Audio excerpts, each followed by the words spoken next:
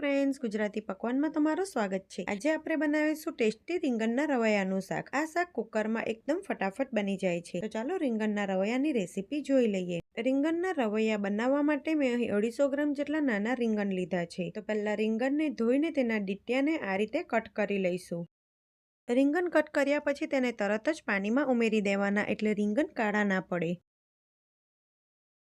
તો આ જ રીતે આપણે પહેલા બધા જ રીંગણ કટ કરી લઈશું।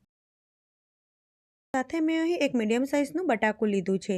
તો બટાકાના મીડિયમ ટુકડા કરી લઈશું। બટાકાની જગ્યાએ તમે નાની બટાકીઓ આવે છે તે પણ ઉમેરી શકો છો। રીંગણ અને બટાકા કટ થઈ ગયા છે।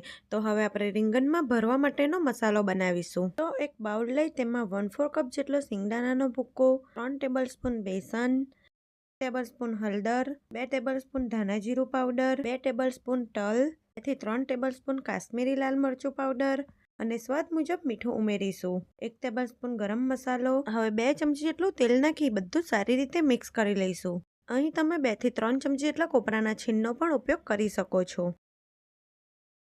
તો અહીં આપણો એકદમ સરસ મસાલો બની ગયો છે। હવે આપણે રીંગણમાં મસાલો ભરી લઈશું। તો આ રીતે રીંગણમાં દાબીને મસાલો ભરવાનો। ફ્રેન્ડ્સ, હજી સુધી મારી ચેનલને સબસ્ક્રાઇબ ના કરી હોય તો સબસ્ક્રાઇબ કરો અને બાજુમાં આપેલા બેલ આઇકોન બટનને જરૂરથી ક્લિક કરો, જેથી આવનારા નવા વિડીયોની નોટિફિકેશન તરત જ મળે।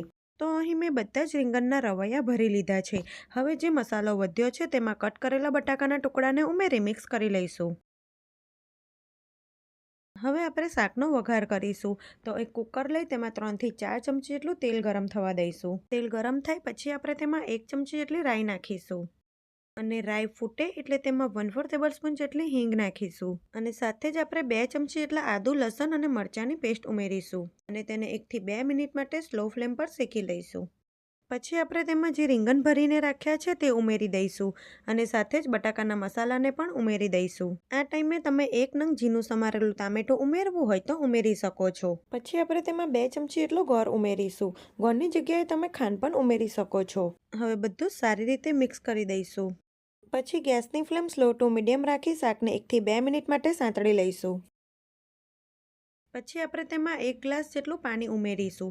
પાણી તમે વધુ ઓછું કરી શકો છો। હવે આપણે શાકને એક વખત સારી રીતે મિક્સ કરી કુકરનું ઢાંકણું ઢાંકી કુકરની 1 થી 2 વિસલ વગાડી લઈશું અને ગેસની ફ્લેમ સ્લો ટુ મીડિયમ રાખવાની।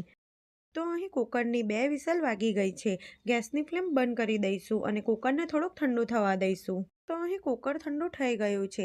આપણે તેને ખોલીને જોઈ લઈએ। તો તમે જોઈ શકો છો એકદમ સરસ ટેસ્ટફુલ રીંગણના રવૈયાનું શાક બની ગયું છે। આપણે ઉપરથી ઝીણા સમારેલા ફ્રેશ લીલા ધાણા નાખીશું। જો તમે રોટલી, ભાખરી કે રોટલા સાથે શાક સર્વ કરો તો પાણીનું પ્રમાણ થોડુંક ઓછું રાખવાનું। હું અહીં ખીચડી સાથે શાક સર્વ કરવાની છું એટલે મેં પાણીનું પ્રમાણ થોડુંક વધારે રાખ્યું છે। હવે આપણે શાકને ગરમા ગરમ પ્લેટમાં સર્વ કરીશું। જો તમારી પાસે થોડુંક લીલું લસણ હોય તો તમે લીલું લસણ પણ નાખી શકો છો। તો જોતા જ ખાવાનું મન થઈ જાય તેવું ટેસ્ટી રીંગણના રવૈયાના શાકની રેસીપી તમે એક વખત જરૂરથી ટ્રાય કરજો। ફ્રેન્ડ્સ, તમને મારી રેસીપીઓ ગમતી હોય તો આવી જ બીજી નવી રેસીપી જોવા માટે મારી ચેનલને સબસ્ક્રાઇબ કરજો। Thanks for watching.